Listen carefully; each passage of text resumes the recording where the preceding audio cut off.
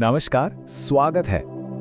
अच्छा, कभी सोचा है कि हम अपनी रोजमर्रा की भागदौड़ में एक बहुत ही जरूरी सवाल अक्सर भूल ही जाते हैं, और वो सवाल है कि ये जो मानव जन्म हमें मिला है, आखिर मिला क्यों है। ये सवाल देखिए, कभी ना कभी हम सबके मन में आता है ना, कि भाई इस जिंदगी का आखिर मतलब क्या है। पर होता क्या है, जिंदगी की रफ्तार इतनी तेज है कि ये सवाल कहीं पीछे छूट जाता है।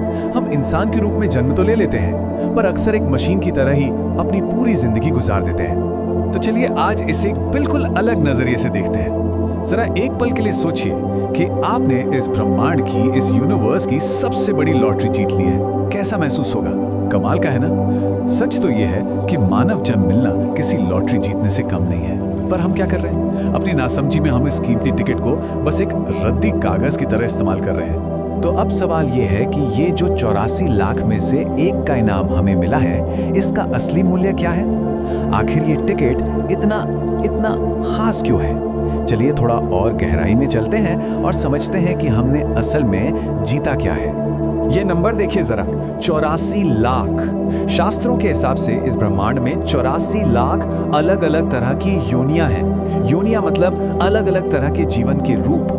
और इन लाखों में से सिर्फ एक योनि ऐसी है जिसमें वो असाधारण, वो एक्स्ट्राऑर्डिनरी शक्ति है जो किसी और में है ही नहीं। अब सबसे दिलचस्प बात है इन दोनों में फर्क।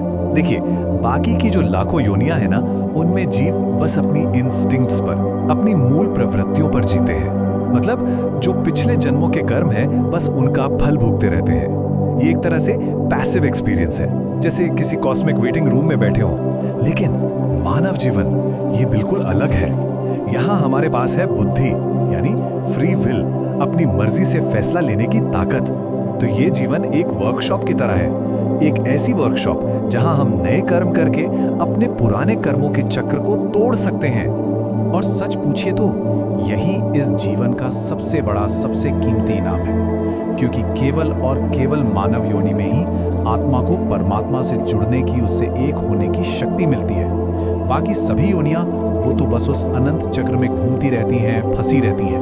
तो यहाँ एक बड़ा सवाल खड़ा होता है, अगर हमारे पास वाकई इतना कीमती टिकट है, तो हम सब विजेताओं जैसा, विनर्स जैसा महसूस क्यों नहीं करते?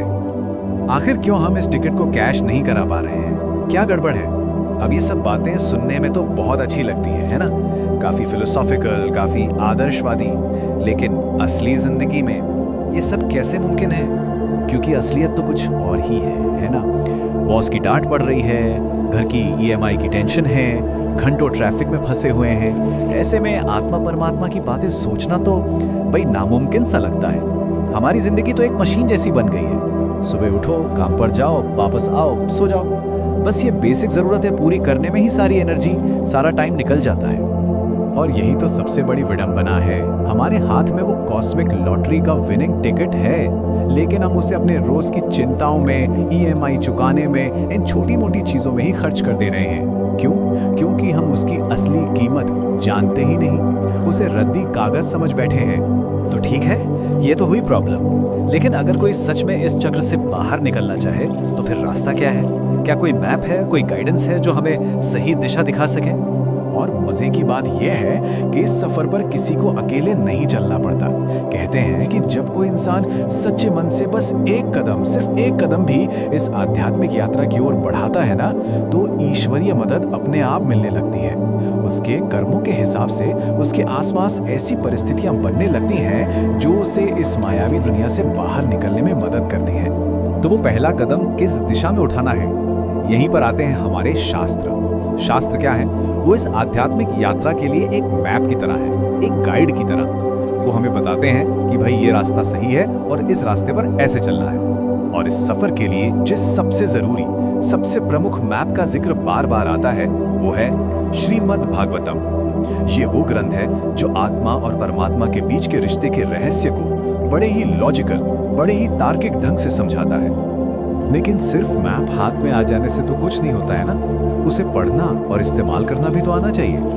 तो इसके लिए शास्त्रों ने एक बहुत ही प्रैक्टिकल 3 स्टेप गाइड दी है, जिसे हम आज की भाषा में समझें तो कह सकते हैं डाउनलोड, इंस्टॉल और रन।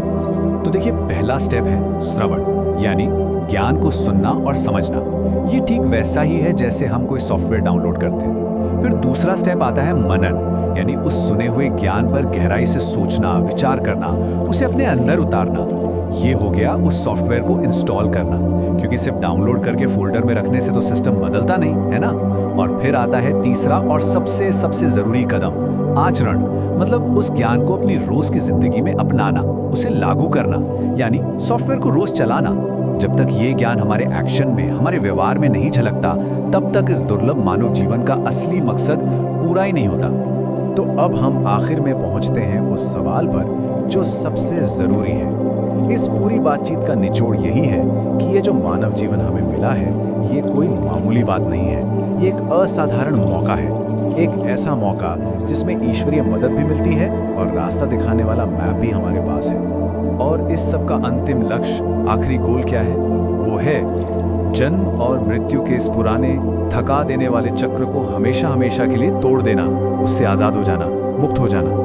तो अब सबसे बड़ा सवाल जो हमें खुद से पूछना है वो यही है, क्या हम सब अपने इस विनिंग टिकट को अपनी रोज की छोटी मोटी परेशानियों और स्ट्रगल में ही खर्च कर रहे हैं, या फिर हम इसे इसके असली मकसद के लिए कैश इन कर रहे हैं? क्या हम भी अपनी ईएमआई चुकाने और रोज की भागदौड़ में इस अनमोल मौके को बस यूं ही रवा रहे हैं? ये सवाल वाकई में हम सबके सोचने के लिए है।